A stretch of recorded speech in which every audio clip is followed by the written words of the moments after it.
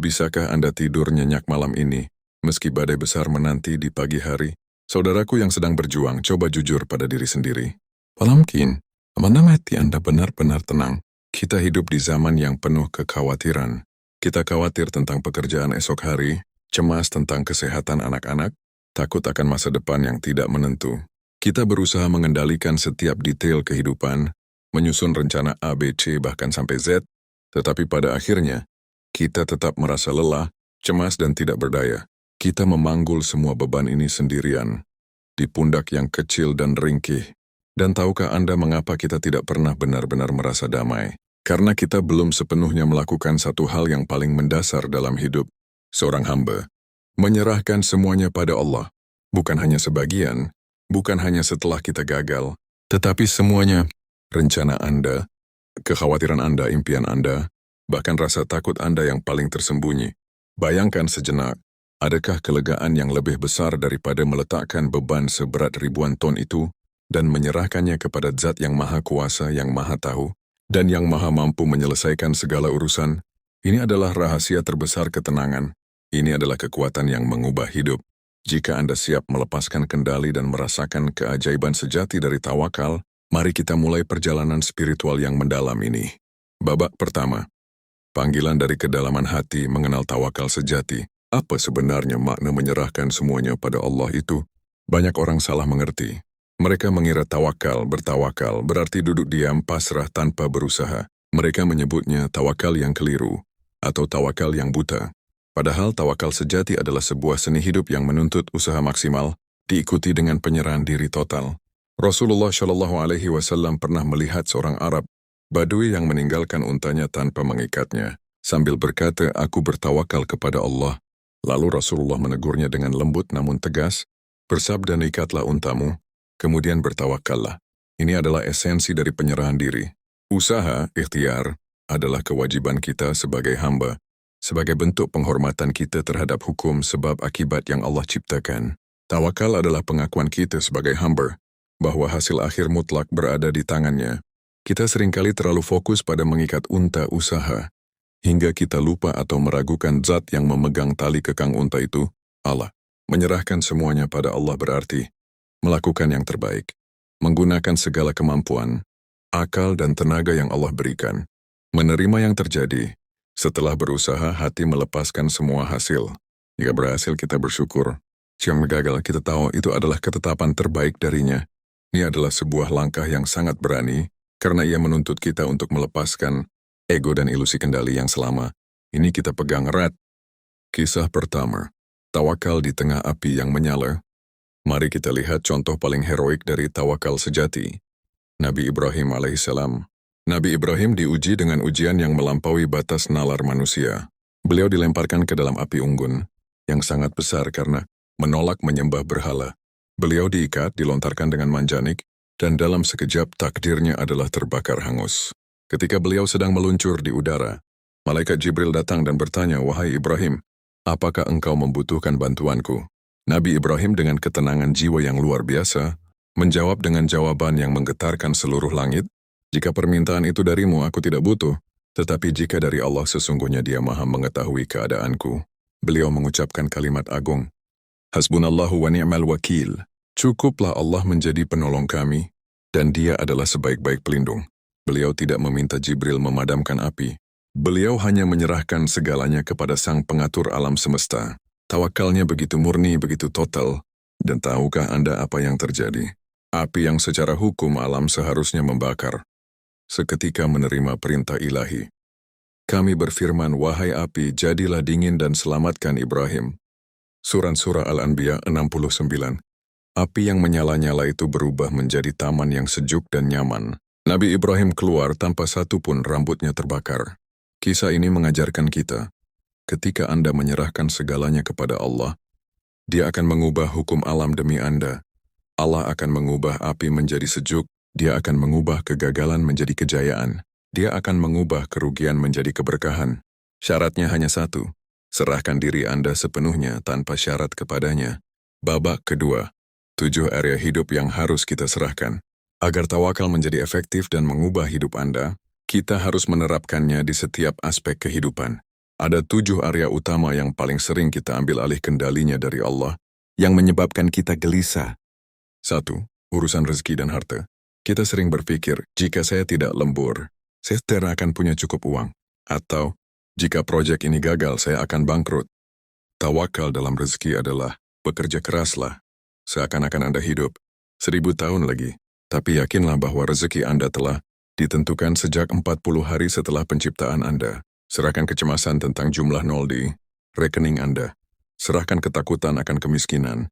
Yakinlah bahwa rezeki seekor burung pipit di pagi hari tidak pernah tertukar, apalagi rezeki Anda yang diciptakan dengan tangannya yang maha sempurna. Serahkan urusan perhitungan rezeki pada Allah.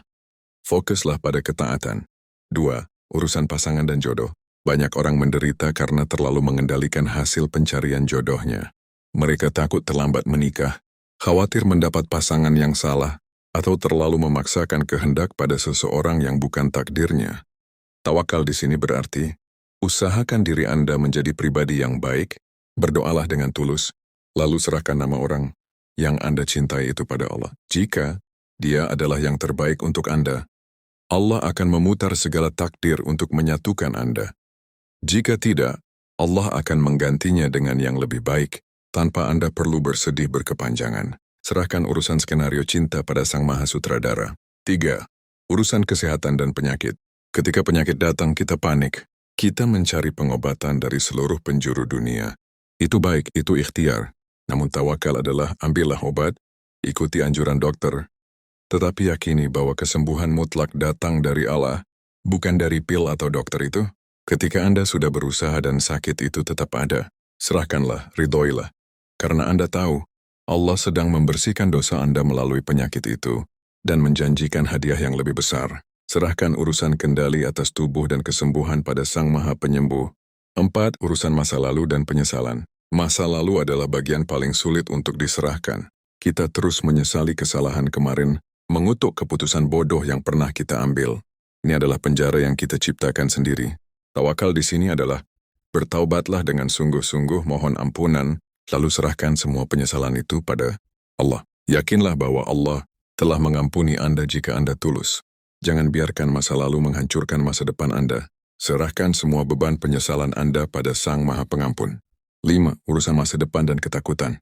Kita mencemaskan hari esok yang belum tentu datang. Kekhawatiran adalah bunga yang kita tanam sendiri di taman hati kita.